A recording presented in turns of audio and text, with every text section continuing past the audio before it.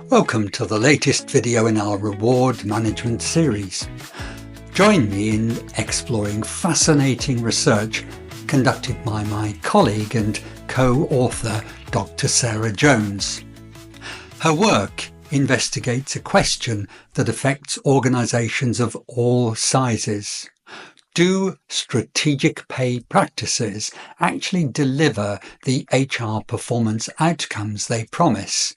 And if so, under what conditions? This research, which formed the basis of Sarah's PhD thesis that I had the privilege of co-supervising, challenges some of our conventional thinking about how pay systems should be designed and implemented. Due to the depth of this material, I'll be covering it in two parts.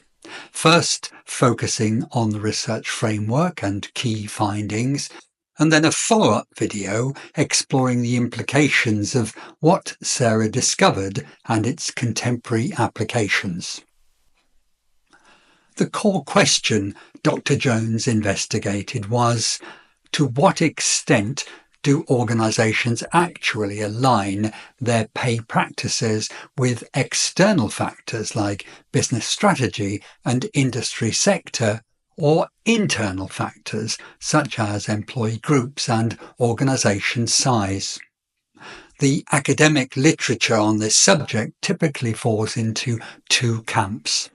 On one side, we have universalistic approaches, which suggests that certain pay practices will universally enhance performance regardless of context.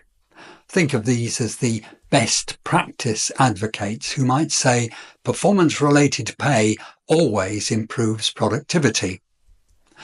On the other side, we have alignment perspectives, which argue that pay practices must be tailored to match specific organisational characteristics to be effective. These best fit proponents would argue it depends on your strategy, sector and workforce. But which view holds up under empirical scrutiny? That's exactly what Dr. Jones set out to test. To investigate these relationships, Dr. Jones conducted a quantitative cross-sectional survey analysing data collected for the Chartered Institute of Personnel and Development, the UK's professional body for HR and people development. The study included responses from 302 private sector organisations. The respondents were professionals with corporate responsibility for HR policy and management support, the people who actually design and implement these pay systems. This robust data set allowed Dr. Jones to test specific hypotheses about how pay practices relate to business strategy, employment groups, industry sector, organisation size, and ultimately HR performance outcomes. So what did the research reveal? Let's start with how business strategies influence pay practices. Organisations pursuing what Sarah calls high road strategies, prioritising quality, innovation and differentiation, tend to implement what she terms experiential pay practices. Let's unpack that a little.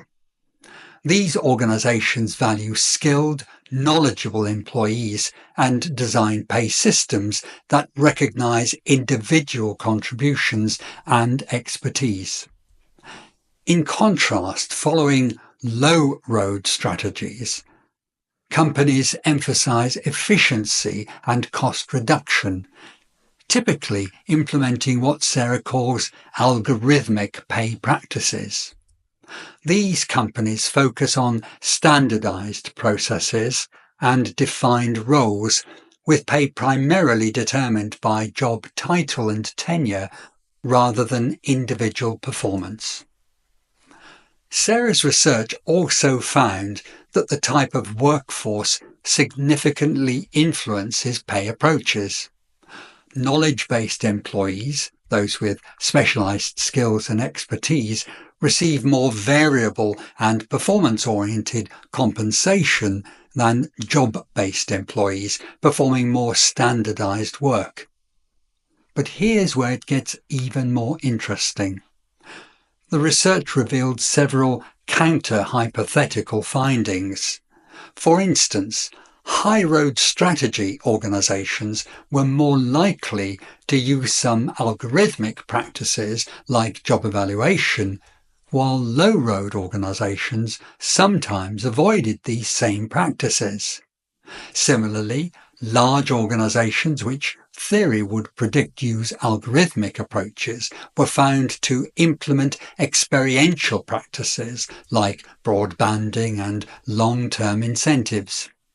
This suggests that organisations aren't using exclusively experiential or algorithmic pay configurations, but rather adopting blended approaches, combining practices from both models based on their specific circumstances.